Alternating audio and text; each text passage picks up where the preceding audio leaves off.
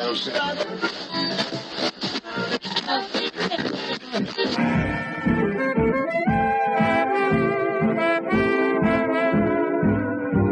is the Relic Radio Show, old-time radio entertainment still standing the test of time, from relicradio.com.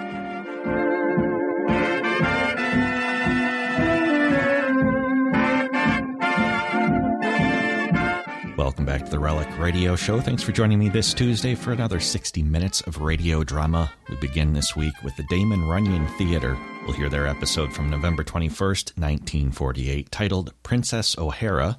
After that, it's The Sixth Shooter and Battle at Tower Rock, their episode from February 21st, 1954.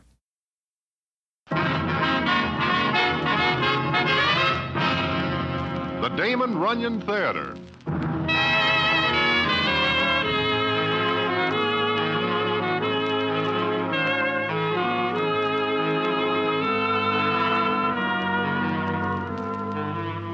Once again, the Damon Runyon Theatre brings you another story by the master of storytellers, Damon Runyon. And this one of his most famous, Princess O'Hara. And to tell it to you, here is Broadway. Thanks. I guess nobody who is not a patron of Broadway ever hears of Princess O'Hara. But there are quite a few citizens along the stem who do remember. I am among said citizens. Indeed, I will lay more than a little 6 to 5 that I am not likely to forget. Because it is because of the princess and a racehorse named Gallant Godfrey that I almost put my checks back in the rack before the appointed time for my demise. And how this comes about is a story I will tell you in a minute.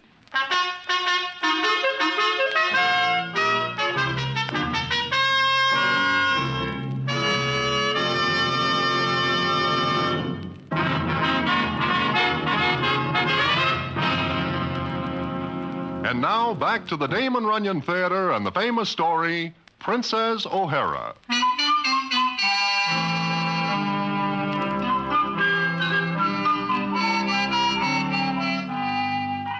As I am saying, it is Princess O'Hara and a racehorse named Gallant Godfrey who almost occasioned my early departure from this earth. Now, the princess is not really a princess. She just gets that name because of her father, who drives a hansom cab in the vicinity of Central Park.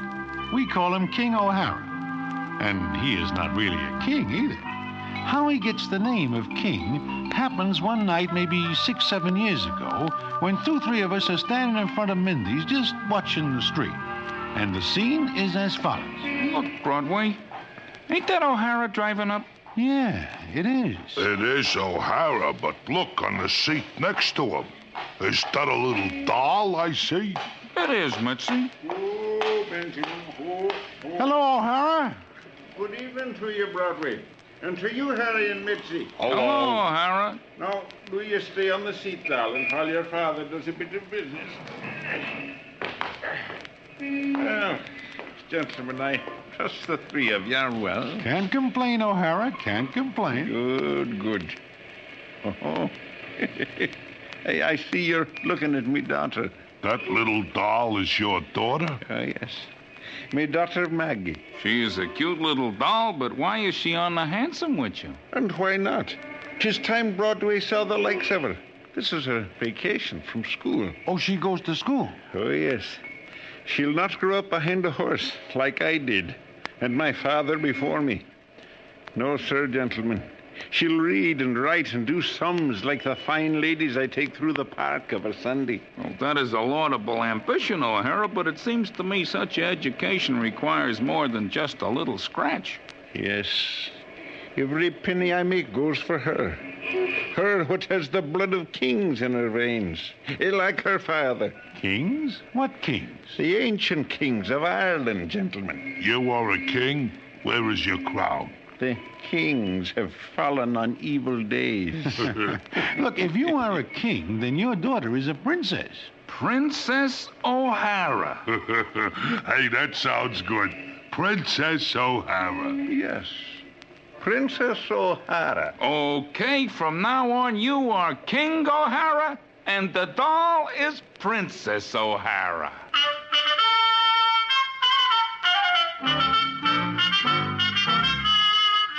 So that is the way it is. Then it happens that King O'Hara falls on even more evil days. In fact, there are no more days for him because he dies. And we do not see his horse Benjamin anymore. There is some talk about what becomes of the princess. But nobody does anything, and we forget about it, what with this and that occupying our attention now and then. Then, one night in front of Mindy's, I am standing with Last Card Louis the Gambler, and the scene is as follows. As I am saying, Broadway, Harry has no right to... As you are saying? Look, Broadway, do you see what I see? I do not know. Perhaps I am not looking in the same direction. Ain't that Benjamin and King O'Hara's hansom pulling up? Yeah, it is.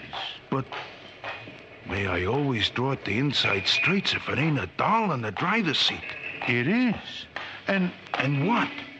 It's the princess. Princess? What princess? Princess O'Hara. Good evening, gentlemen. Well, where has this doll been keeping herself? She is grown up.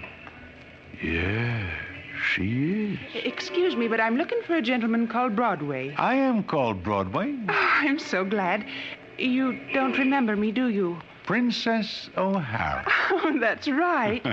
It's easy 7 years ago when I first see you. I was only 11. Broadway, I am still here, not having left. Oh, sure. Princess, this is Last Card Louis. Princess, I am happy to kiss your hand. Go along with that Blarney. Princess, you say you are looking for me? Why? Well, Dad told me to find you. He said you could help me. Me? Help you? How? Well, since Dad died, I have to earn a living. I can't spend all my life in school. Well, there was just enough money to get me this far. Oh, you are low in scratch. What? Money. Princess, I will deem it an honor to advance you the loan of some bobs. No, thank you. I'd rather do what my dad did. Huh? You mean drive a hansom? Why not? But that is just what he does not want you to do. Oh, I'm not afraid. He put me through school doing it. I can support myself doing it. I have a license. Well, how do you like this? Princess, what can I do? Well, Dad said you knew everyone, and maybe you'd tell your friends about me. Sure. Princess, you have your first customer. 92 times around the park will be all right for a start. Huh? Oh, I hope Benjamin will hold out. That is a very ancient horse. Oh, but wonderful. Dad drove Benjamin all his life. Well, what are we waiting for? Princess, you are in business.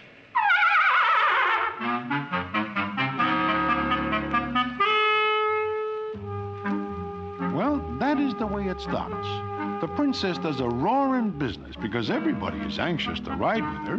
The reason being she is a doll who is #1 in the looks department and in personality. In fact, some of the boys get to know Central Park by heart and can even tell now where the trees are. But none of them ever gets out of line except Last Card Louis. But then he is somewhat of a suspicious character. Well, this goes on for some weeks. Then one night we hear that Benjamin the horse is sick and the princess cannot go about her usual rounds. So a group of us composed of Harry the horse, little Mitzi, and myself go to the livery stable. And the scene is as follows. I hope we are not too late. Horses is very funny. 1 minute they are all right, and the next they are running out of the money. Yes? Oh, Broadway. Mitzi and Harry. How is he? Come in, please. Oh, he's very sick. It's colic. Oh, colic. Do you have a doctor for him? Oh, yes, but there's nothing more the vet can do. He does not look so good. This is the first time I ever see a horse laying down. Except one season at Hialeah when I see a lot of horses laid down with my money on them. Poor old Benjamin. Maybe he needs a horse specialist. Is there such a thing? He keeps his eyes closed. Does he get enough rest and quiet? Oh, we're doing everything we can for him. It is tough. What does the doctor say? Nothing, just wait. How long does the doc expect Benjamin to be out of the running? Well, maybe 3 weeks or 4, until he gets his strength back. if he gets better. And in the meantime, you will have no horse to pull the hansom cab. Oh, I'll get along. I just want Benjamin to get better. Now, Princess. Things are never as bad as they could be sometimes. But that looks like a real sick horse. He does not seem to be breathing. Oh, he is breathing, but very little. Princess, What, Broadway? what are you going to do? I'll get along.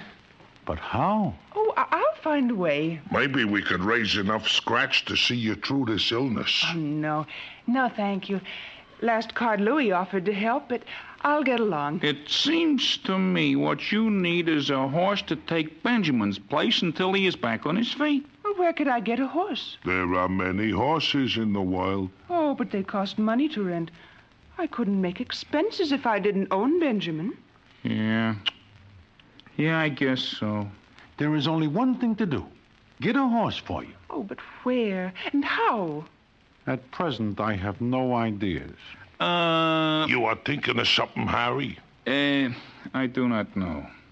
Well, Princess, we are going now, but we will drop in again and see the patient. Oh, thank you, Harry, and Broadway, and Mitzi. It is practically nothing. In the meantime, Princess, you will let us know if there is anything we can do. Oh, of course. Good night.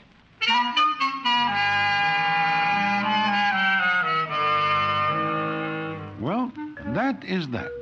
We know that the princess will not accept charity. We are a little mad at last card Louis, because we know that his offer is not bona fide. So, back at Mindy's, we have a little meeting, which is as follows. We must get a horse for the princess. You have any ideas, Mitzi? Short of buying a horse, I have no ideas. We do not have enough scratch between us to buy a small pony. Harry, you say that once before tonight. It means something? I am thinking that there are more than several horses at Empire City. The racetrack? The same. What if there are? Well, all this talk of buying a horse is foolishness when the stalls at Empire City are packed with horses at this time of the year. There are a great many horses there, yeah. Then let us send a committee up there to borrow one. The princess can use it until Benjamin is back on his feet. But suppose nobody wishes to lend us a horse. I do not mean to exactly ask anyone to lend us a horse, Broadway. Then what are you hinting? Let us borrow one without asking nobody. This sounds a little like stealing. Well, I look at it this way. If we ask one of the horse owners to lend us a horse so the horse can pull a hack, the owner will be offended because he may figure we are insulting the horse. So let us say nothing whatsoever about it. This sounds just a little illegal. What of it? I do not know what of it. Then we will borrow a horse. But who will we get to borrow it? Who? Who? I have no experience whatsoever in borrowing horses. Once or twice I borrowed other things, but never a horse. We will scout around. Sooner or later, we will run across somebody who can borrow a horse for us.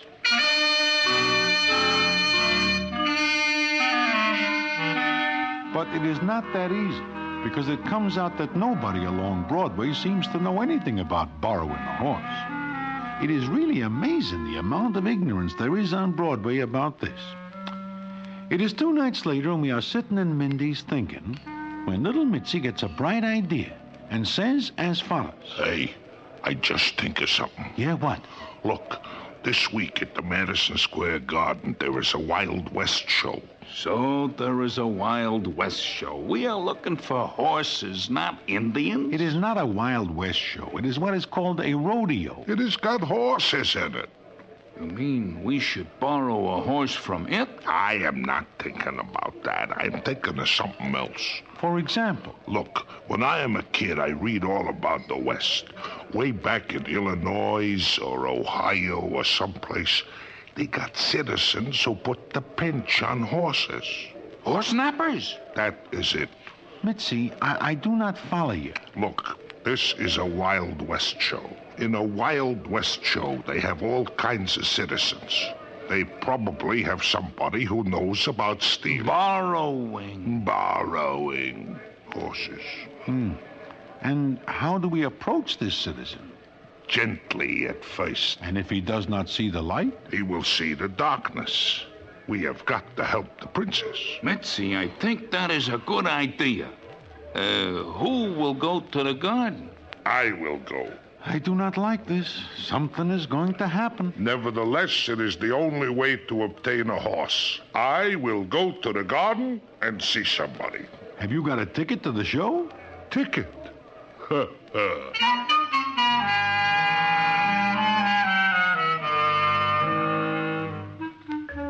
Well, comes up the next day, and we do not see little Mitzi, and we wonder what happens.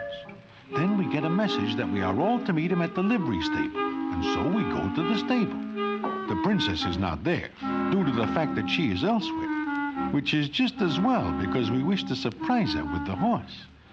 It is late at night, and me and Harry the horse are waiting. And then we hear...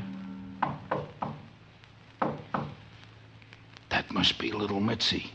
Yeah, I wonder if he's got a horse. I think if we open the door, we will be able to see. Sure. Is the coast clear? Come on in. I have got a horse out here. Bring him in. Okay. Mitzi, what are you doing? How does one make a horse go where one wishes? I will give you a hand.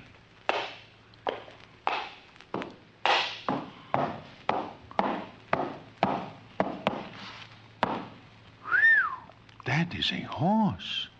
A beautiful horse. Close the door. Mitzi, I am proud of you. You do it. It is easy. I go to the Wild West show and I make some inquiries. One of the citizens tells me there is an old guy who used to pinch horses when he is younger. Go on. What then? So I find a guy who is wearing leather pants with hair on him. He snatches the horse from Empire City. Just like that? Oh, he says it is easy. All he does is walk up, open the stall. Here is the horse. Yeah. Here is the horse. Here is the horse. Harry, why do you say it like that? Because I take a good look at this horse, and I know who he is. There is something wrong with him? Nothing. Nothing at all. Except that he happens to be Gallant Godfrey. Gallant Godfrey? Yeah, the greatest racehorse in the country. In fact, the greatest racehorse in the wild.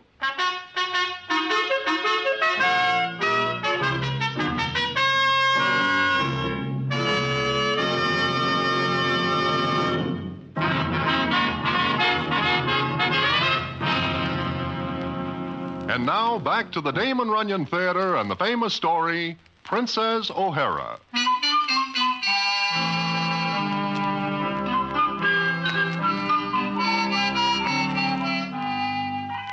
Well, that is that. It seems we now have the greatest racehorse in the world. The three of us are looking at each other and back at Gallant Godfrey, whom we are wishing is back safe in his stall. Indeed, there is a move to return this borrowed horse when the princess comes back just as we are about to leave. And the scene is as follows. Boys, you... Oh, where did you get him? To tell the truth, Princess, the horse will have to be returned. That is right. Yes. Well, naturally, as soon as Benjamin is better, we'll take this one back. Oh, my, he's wonderful. Where did you get him? We borrow it. Oh, I know, but where? It is a long story, and it is very late. Oh, this looks like a wonderful horse. He doesn't look as though he's built for pulling a hansom. Maybe his looks are deceiving. Oh, come on. Help me harness him to the cab.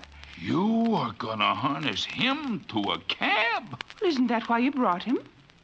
Well, isn't it? Yes. I guess it is. Yeah, I guess it is. Well, then, come on. Please help me.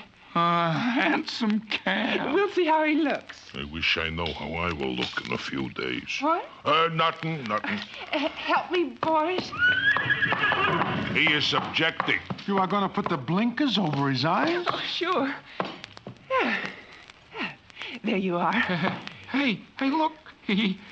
He looks like a different horse with those things on him. Yeah, he does not look like the same horse at all. Ah, I do not think anyone would recognize him. Broadway, I think you are right. Oh, he's wonderful.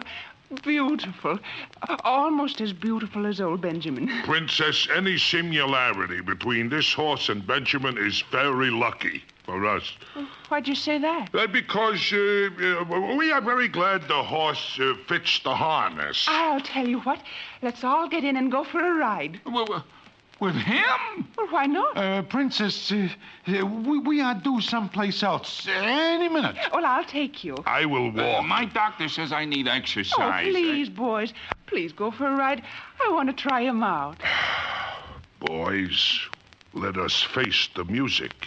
We are going for a ride.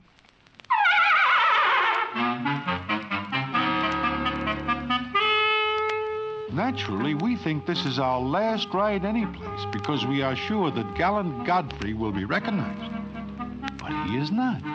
Nobody thinks of looking for a racehorse on the front of a hansom cab. And so it goes for 3 days.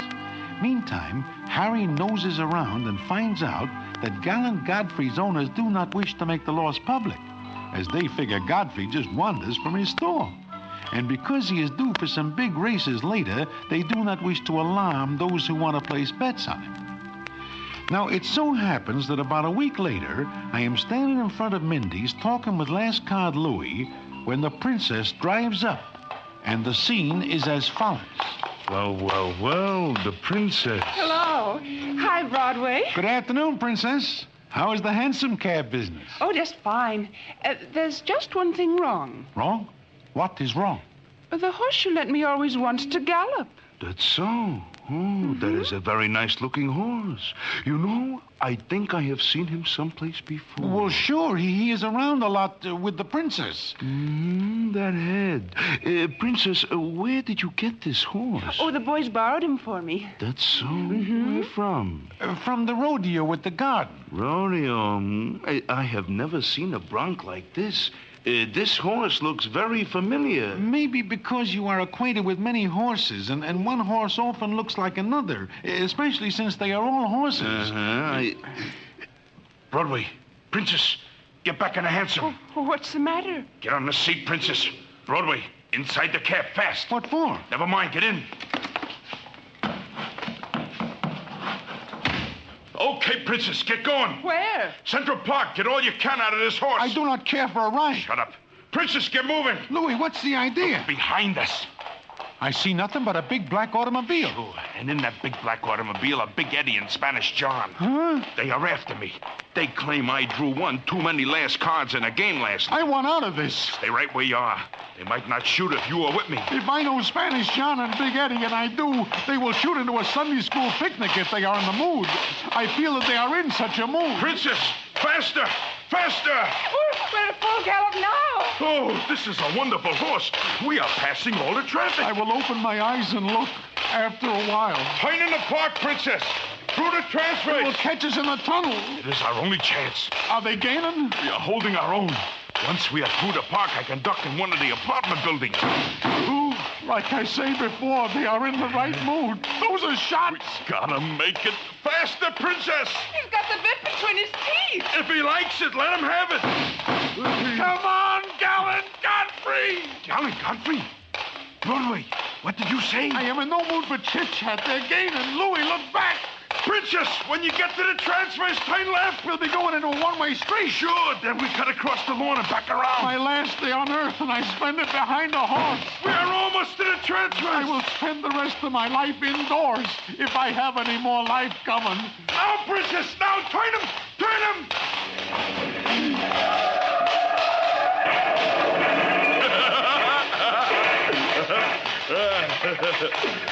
What happens? They cracked up. They could not turn into the one-way street. Is it all over? All over. I think Big Eddie and Spanish John are out of their mood. Well, are they dead? I do not think so. But, Broadway, do I hear you say the name Gallant Godfrey? Gallant Godfrey, what's that? Nothing, Princess, nothing at all. This is a very wonderful horse. He saved my life. Louis, what are you going to do? Broadway, I have not yet made up my mind. But when I do it, it'll be something real nice.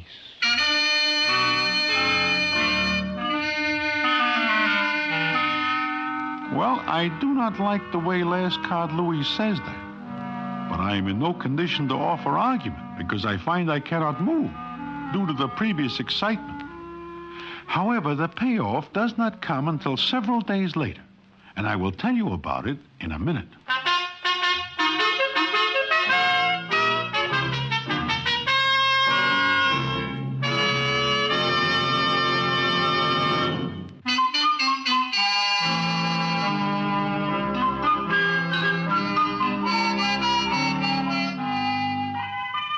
As I say, it is not until several days later that I am sitting in Mindy's. I am wondering what Last Card Louis' trick is going to be when I am joined by Harry the horse and little Mitzi. And the scene is as follows. Hello, Broadway. Harry, how are you? Broadway, I am glad to see you. Yeah, I am glad to see you. You know, Broadway, we are wondering who it was that tips Louis that the horse is Gallant Godfrey. Yeah, puts us in a bad hole. Now, look, boys, I can explain. It is all right, Broadway. Everything is fine. Fine? How? Ah, here comes the princess. Hello, Princess. Hello, boys. Sit down, princess. Oh, thanks. Oh, wasn't it wonderful what Last Card Louis did? Wonderful. I can take the money and go back to school like Dad wanted me to. School? Money? Don't you know, Broadway? I am in the dark, and maybe it is better this way. Oh, Last Card Louis bought my horse for $1,000. But then he gave the horse right back to me, so I can have someone else drive the hansom, and I can go back to school. Oh, it is wonderful. There are so many wonderful people in the world. The world is full of sweetness and light. It is a little hard to make people see the light, but it can be done. Princess, we have a little business to talk over, so if you will wait for us, we will be right out. Oh, all right. Don't be long, because we want to take our last ride together before I go away to school. Ain't it wonderful? It is. what is? Last Card Louis knows the horse is Gallant Godfrey. But he does not know that Harry and me know it. So he gives me $1,000 to buy the horse. Princess O'Hara's horse. Gallant Godfrey? The princess does not own Gallant Godfrey. She owns Benjamin. And Louis buys Benjamin? Oh, he thinks he is getting Gallant Godfrey because he reads there is a reward for the horse, $10,000. So he figures to keep quiet, make a little scratch, quick.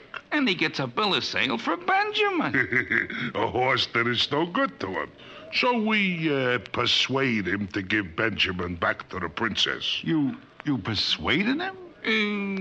Well, we talked to him. Yeah, we tell him Big Eddie and Spanish John will be out of the hospital soon.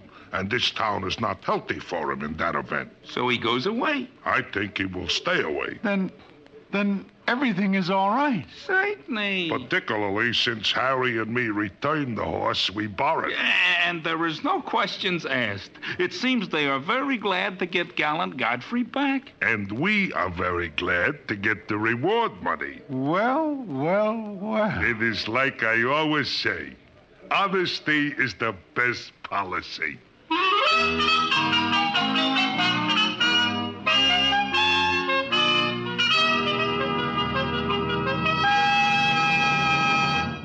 And so ends the famous Damon Runyon story, Princess O'Hara. Listen in again next week to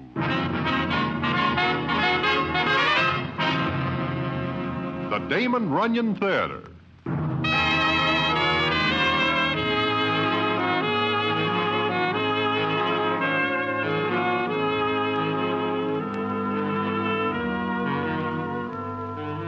The Damon Runyon Theatre, with John Brown as Broadway, is directed by Richard Sandville and the stories adapted for radio by Russell Hughes. This is a Mayfair production.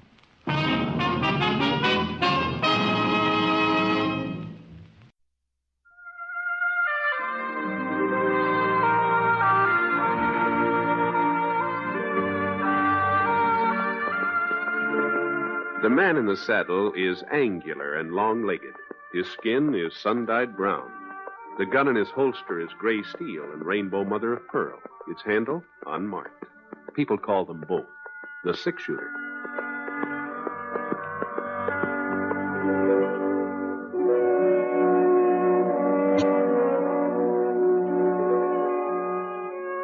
James Stewart as the six-shooter, a transcribed series of radio dramas based on the life of Britt Ponset, the Texas plainsman who wandered through the western territories, leaving behind a trail of still-remembered legends.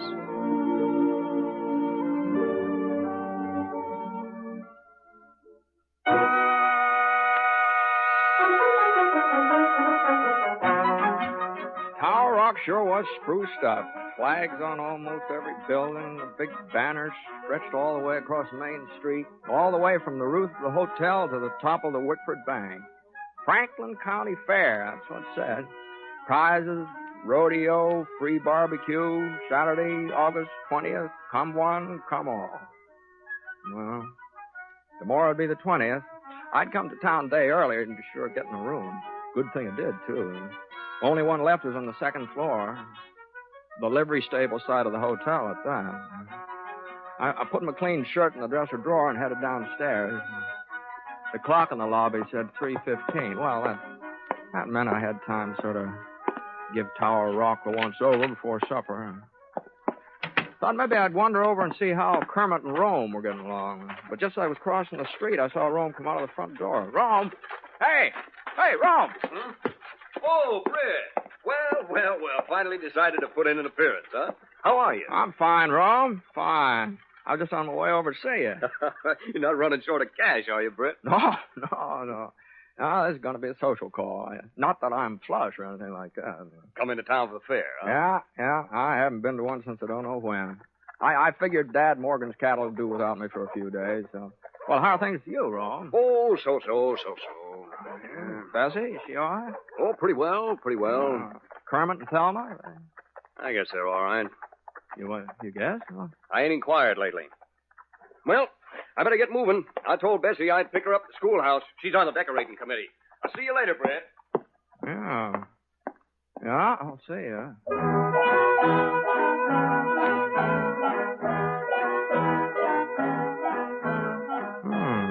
I sure couldn't figure out what was the matter with Rome. The way he froze up when I mentioned Kermit. Why, they'd always been more like kin than in-laws. Folks said it sure was lucky for the Wickford girls to marry two fellows who got along so well, especially after Jess Wickford died and left the bank to both his daughters 50-50. Kermit and Rome had turned into first-class bankers, too.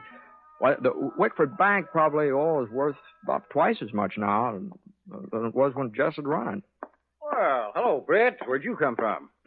Oh, Kermit. Oh, I was just thinking about you. About me? Yeah, well, I ran into Rome a minute ago. I suppose he was shooting off his mouth again. What? Well, no. Well, just don't believe everything you hear, Brett. There's two sides to every story. Remember that. Sure, Kermit. Well, I got to be running along. Thelma's at the schoolhouse waiting for me to fetch her home. Well, you could have saved yourself a trip. Huh? Well, that's where Rome was heading to get Bessie. He could have picked her up, Thelma, at the same time. Well, you don't think they'd ride in the same buggy, do you? Huh? Well, I'll probably see you at the fair tomorrow. So long. Yeah, sure. So long.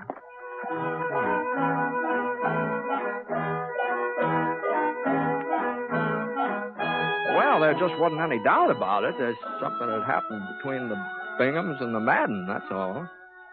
It must have been something pretty serious, too, the way Kermit and Rome had been acting. And knowing Thelma and Bessie like I did, oh, boy, I sure was glad I wasn't involved in that. They were real firm women, Thelma and Bessie. Yeah, always had been, ever since they were girls. I couldn't help wondering just what had set them off. Not that it was any of my business, of course, but Otis Spear did know. Yeah, being the justice of the peace and the local undertaker, he knew almost everything that went on in Foster County. You ain't never seen nothing like it, Britt, the way they've been behaving. Why, they even spoke to each other for the past 2 months. You don't say. Take turns going to church. One Sunday the Binghams attend services, next Sunday the Matterns, just so Thelma and Bessie won't meet up. Well, that's the darn... I can't believe it. Well, that ain't the half, Britt, not the half. You remember the Social 16? You know them couples who always got together and played whist on Friday nights? Yeah? Well, it ain't the Social 16 no more. The Binghams pulled out, and the McDaniels and Johnsons and the Potters, they left at the same time. We got 2 social 8s now. You mean this foolishness has gone beyond Thelma and Bessie? Other folks are taking sides, too? Well, see, they are. The whole town is split right down the middle. Well, I never heard of such a thing. Well, how did it start, anyway? Well, last May, that was the beginning. Thelma's birthday is the first week in May. Her sister Bessie's just a year younger, almost to the day. Her birthday's the 10th or 11th, right in there somewhere. Mm-hmm. Uh-huh. Well, seems Kermit bought his wife a new Surrey for a birthday present, had it shipped all the way out from Kansas City. Thelma sure was proud, too. Well, you can't blame her. It was just about the nicest carriage this town had ever seen. The nicest until it came time for Rome to give Bessie her present the following week. You don't mean he bought Bessie a Surrey, too? Yeah, that's what he did. Well, yeah, even fancier than the one Kermit gave to Thelma. Yep, a whole lot fancier. Red leather seats with real springs in them, a white top, and painted white wheels. Of course, Rome said it was just a coincidence that he'd ordered Bessie Surrey long before he found out that's what Kermit was giving to Thelma. Well, and it sounds reasonable, too. He could have done Yeah, that. some folks think so, and some don't. Oh. Kermit and Thelma claimed it was just plain spite work. The Rome and Bessie had always been jealous of them. Anyhow, that Surrey business just seemed to set everybody off, especially the women. Oh, being sisters, I guess they'd had their grievances before, but they'd always held them back. Now they just let fly in all directions. Why, Thelma's even going to... Huh? What were you going to say, Otis? Oh, nothing, Britt, nothing. Say, you're going to stay for the fair, aren't you? Oh, yeah, sure. That's why I'm here. Uh-huh. Well, I was thinking, maybe you wouldn't mind helping me out. Oh? What? You see, I'm general chairman of the whole doings, and I got almost everything set, except some of the judging. Oh, well, I'm not much of an authority, but I guess I can tell a cow from a horse. Oh, no. We're all fixed up in that department, but the baked goods and preserves and pickles, well, I just haven't been able to find the right person to hand out the blue ribbons there. Oh, well, I don't know anything about cooking, Otis. Well, you know about tasting, don't you? Oh, yeah. Well, that's what you got to do, Brett. Sample whatever they put in front of you and say which one tastes the best. Oh, no, wait a minute. I'll tell you what, I'll just put you down for preserves. I'll get somebody else to take over the rest of the stuff. No, but... Well, I got a meeting of the barbecue committee over the general store. Yeah, but... you'll be at the schoolhouse 9 o'clock in the morning. That's when the judge is supposed to start. But where... Otis, what...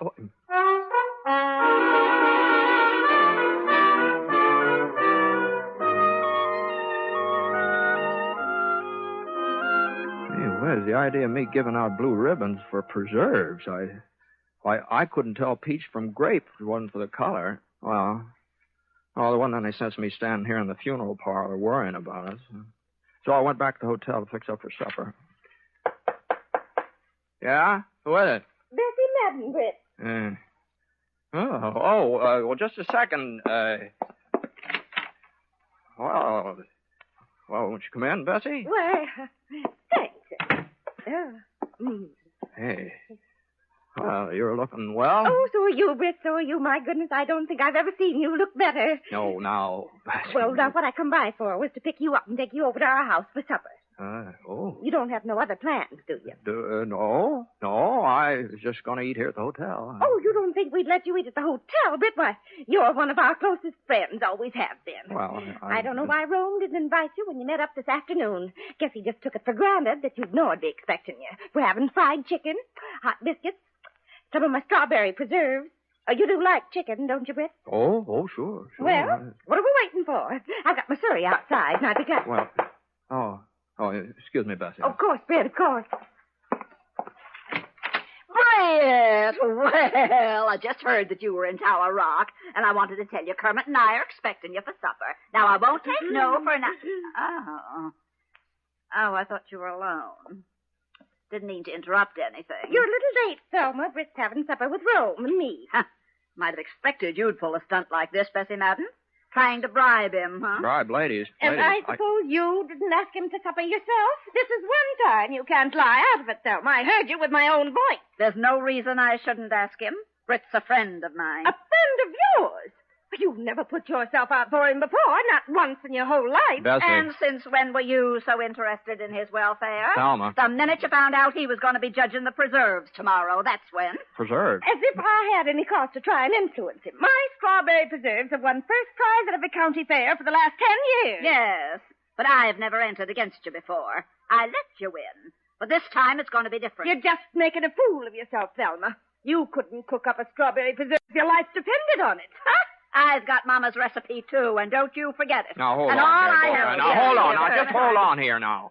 Now, I want to get this straight. Now, both of you have entered your strawberry preserves in the fair tomorrow. I've entered my preserves. Can't speak for her. No, mine will be there, too. Don't you worry about that. And I'm supposed to judge between them. Is that it? Otis Spears said you'd agreed to do it. That's right. Well, Britt, Just wait till I get my hands on Otis Spears.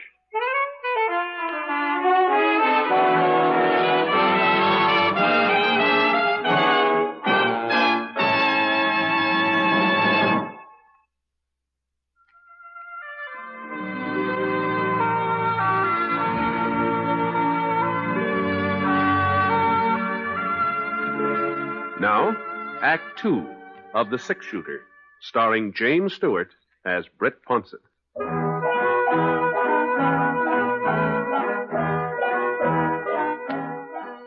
Well, I told Thelma and Bessie that I couldn't have supper with either one of them. As a matter of fact, I kind of plain lost my appetite, I guess. It did take me a while to get rid of them, though. They both of them kept lagging behind, wanting to get the last word in. But finally they went home. Well, Otis Spears wasn't at the funeral parlor, so I went over to Widow Berkeley's boarding house where he lived and waited for him. It was after 9 o'clock before he showed up. Miss Berkeley had already gone to bed, and I heard the front door open. I saw him head for the hall steps. Just hold on, Otis. Huh? Oh, Britt. Well, what are you doing here? I just wanted you to know that I won't be judging any preserves tomorrow. What? You heard me, Otis. But Britt, you promised you'd do it. I didn't promise any such kind of a thing. And I don't appreciate your trying to get me in the middle of this feud between Thelma Bingham and Bessie Madden either. Oh, you found out, huh? I sure did. Well, they were over to see me, both of them. Oh, I never heard such a hen squabble in my whole life. Well, I told you this thing between them was serious. Well, there were a few things you didn't tell me, like the fact that they're both entering strawberry preserves at the doings tomorrow. Well, now, Britt, you don't understand it. I understand, all right. You didn't want to tackle the job of judging those preserves yourself, so you shifted on me. I understand, all right. I couldn't judge him, Britt. Don't you see? Whichever way I was to choose, I'd make enemies of half the folks in town. My burying business would drop off 50%. Now, Otis. Yeah, but you're an impartial judge, Britt. You ain't taking no sides in this fracas yet. And what's more, I don't intend to, either. Well, of course, that's the way you feel. If you want Thelma and Bessie to go on feuding, and you won't do nothing to stop it. Well, I sure don't see how my judging their preserves would have anything to do with ending their fight. It's this way, Britt. You're the six-shooter. Everybody in Tower Rock likes you and respects you, and they all know you ain't got no axe to grind in this affair, so whatever decision you handed down, they'd have to accept it. Both Thelma and Bessie. Oh, maybe they would, maybe they wouldn't. Oh, they would, all right. Now, what I'm getting at is this, Britt. Folks have forgotten about the two Surreys by now. The argument's going way past that.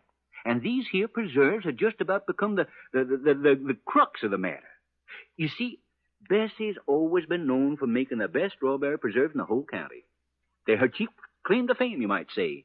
Why, she's even took blue ribbons at the state fair. Oh, that's all. And nobody's even thought of entering against her, not for years and years. Not until this year. Yeah, that's right. Uh-huh. Now, if Thelma's preserve should be judged better than Bessie's, well, that'll mean Thelma's beat her on her own ground. Bessie wouldn't have a leg to stand on. She'd just have to admit that Thelma won out, and, that might settle the trouble between them. Uh-huh. You think that'd be best, Otis, for Thelma's preserves to win? Well, not necessarily.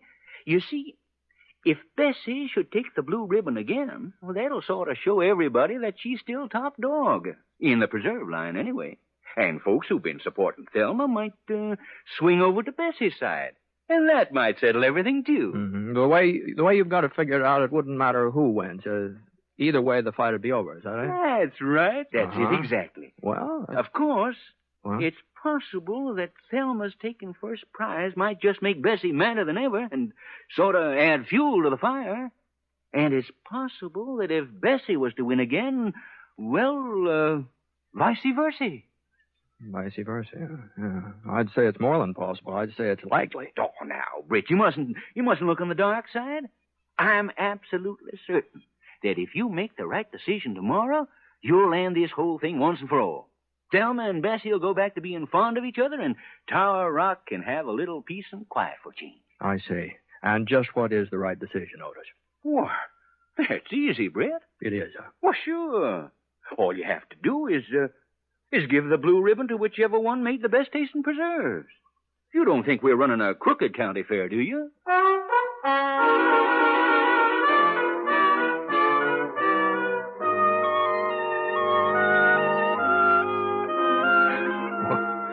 Well, sir, I never saw a fellow like Otis Spears. He could talk circles around a Philadelphia lawyer. Well, finally, I saw that if I was going to get any sleep at all that night, I'd just have to give in.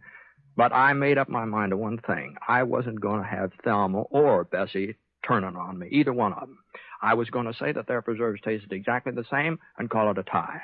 And that way there wouldn't be any harm done, and I'd be leaving things just the way I found them. Of course, I didn't tell Otis what I was planning to do or anything. I just promised that I'd meet him at the schoolhouse in the morning. Good. I knew you'd come around, Britt. When you saw how much I needed you, I knew you couldn't let me down. Well, Otis... I'll walk you to the door. Never mind. I'll find my way out. Night. Night, Britt. See you tomorrow. Yeah. Oh, say... Uh-huh. There was one thing I forgot to tell you. It sort of slipped my mind. Oh, what's that? In case you have any trouble deciding as to whose preserves are the best, well, there couldn't be a tie. There couldn't be. Why not? Oh, could call it a tie, but that would still mean that Thelma had won. How's that? Well, don't you see, Brett? If Thelma's strawberry preserves are just as good as Bessie's, well, folks would think that Thelma had been letting her sister win all these years by not contesting with her before. No, a tie would be the same as giving the prize to Thelma. You do see that, don't you? Huh? Yes. Sure. Oh, well, so long. So long, Britt. And may the best woman win.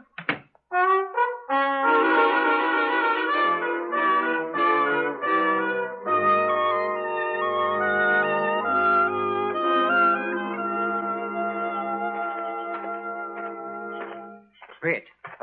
Britt. Oh, hello, Kermit.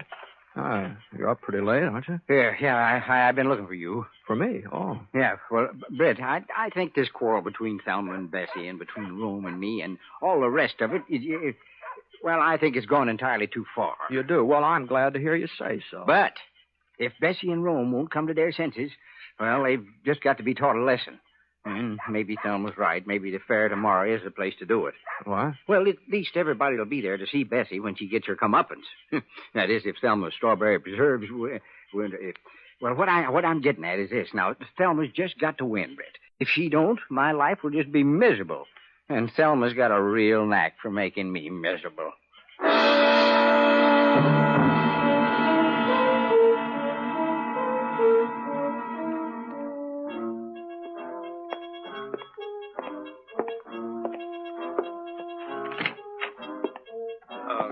Hello, Britt. Hello, Rome. Hope you don't mind my waiting here in your room, but I just had to see you. Bessie sent me.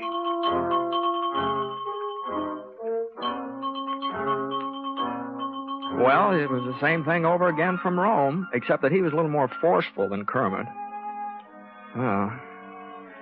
After he'd gone, I tried to get some sleep, but all night long, I just kept dreaming about strawberry preserves. Jars and jars of strawberry preserves.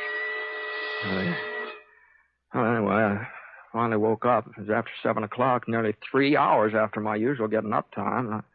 Somehow I didn't feel very rested either.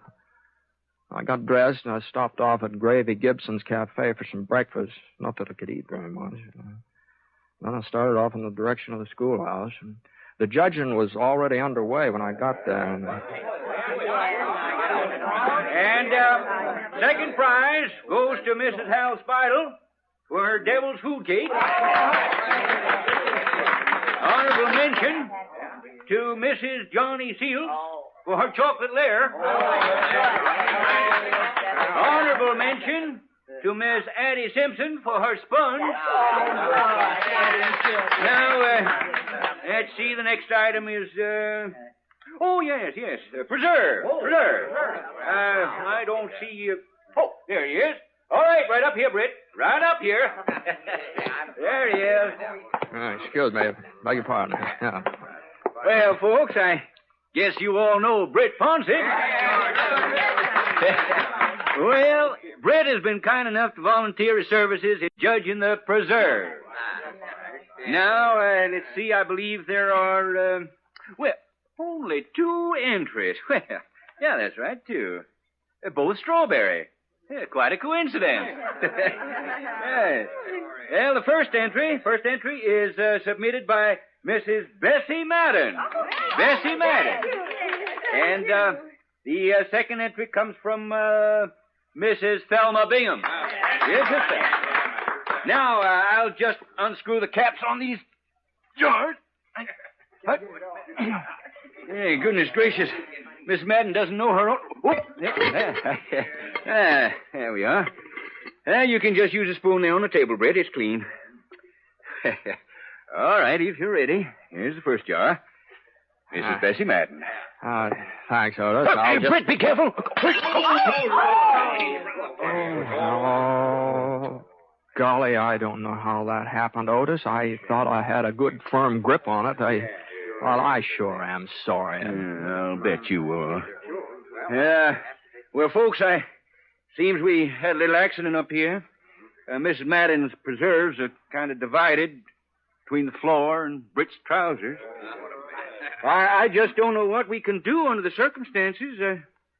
Looks like, we'll have to rule that there's only one entry available for tasting. You just rule no such thing, Otis Spears. I've got another jar of my preserves right out in the hall. Oh, another jar? Bring them along, figuring there might be a slip-up somewhere. I'll be right back. Well, that was sure far-sighted of Bessie, wasn't it, folks? Well, while we're waiting, Britt can go ahead and taste Mrs. Bingham's jar. Here you are, Britt. I'll hold it for you. Just spoon right in. Well,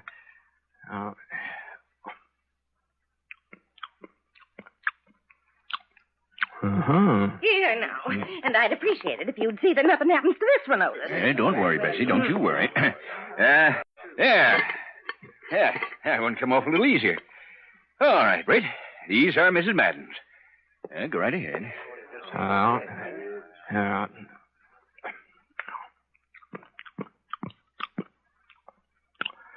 Well, you had enough? Yeah. I've had enough. All right, folks, all right. Quiet down. Britt Ponset is ready to announce his decision. Well, it's my opinion that I want to be sure of one thing first. Now, I understand that my job is to say whose preserves taste the best. Is that right? I'm supposed to pick the best-tasting strawberry preserves in the whole county. Is that right, Otis? That's right, Britt. That's right. Yeah. All right, then. Now, these preserves of Mrs. Madden's, they're very good. Now, you might say they're excellent. But I've had better. Now, there's no doubt about it. I've tasted better. And right here this morning, too. Right here in Tower Rock. Now, Mrs. Bingham's preserves here, now, they're good. No, they're more than good. They're excellent, too. But they're not the best. Now, ladies and gentlemen, to me, the best-tasting strawberry preserves in Foster County are the ones I ate this morning at Gravy Gibson's lunchroom. No, I'm awarding the blue ribbon to Gravy Gibson. You see that he gets it, will you, Otis? Wait, you can't do this, Britt. Gravy Gibson wasn't even entered. No, you told me you wanted me to pick the best-tasting preserves in the county, and that's what I've done. Why, the very idea, comparing our preserves to the kind of thing Gravy Gibson serves us. It's an outrage. I've never been so insulted in all my whole life. Now, you see here, Britt Ponset. If you think you can get away with this... Why, for 10 years, Bessie's preserves have been winning blue ribbons. And Thelma used the same recipe I did, our mother's recipe, and nobody's ever had a finer recipe for strawberry preserves than Minnie Whitford. That's right. Now, just a minute. Don't you just a minute us. No, sir. Why, half the time you can't even eat Gravy Gibson's food. Why, everybody knows that. Of course. Well, this is the last county fair I'm ever going to enter, Otis Spears. And that goes for me, too. Bessie, come on, let's get out of here. The sooner, the better. Well, don't just stand there, Kermit. Can't you see we're leaving? Yes, dear, yes. No? Come on. Yes, Why, did you see that, Brett? They went off together. All four of them. Together. Yeah, that's how it looked, all right. Oh, if that don't beat the Dutch. You got 'em so mad at you, they all went off together. I might have known you was up to something. Well, I don't know what you're talking about, Otis. I was just giving my considered opinion about strawberry preserves.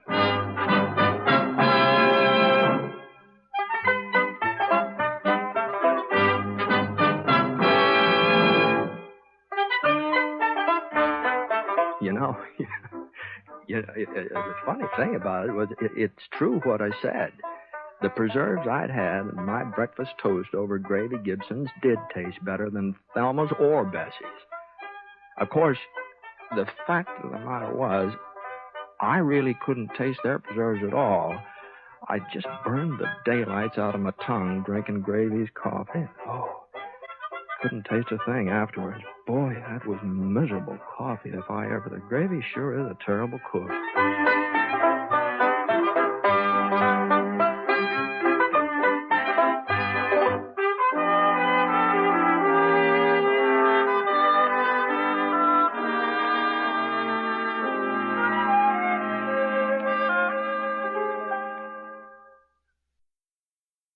That's it for the Relic Radio Show for this week. I hope you enjoyed it. You can find more from Damon Runyon, the Six Shooter, past episodes of this podcast, and all the others at the website, relicradio.com. Thousands of old-time radio episodes available to listen to there. All for free, thanks to your support. If you'd like to help support this and all of the shows, give that donate button a click or visit donate.relicradio.com.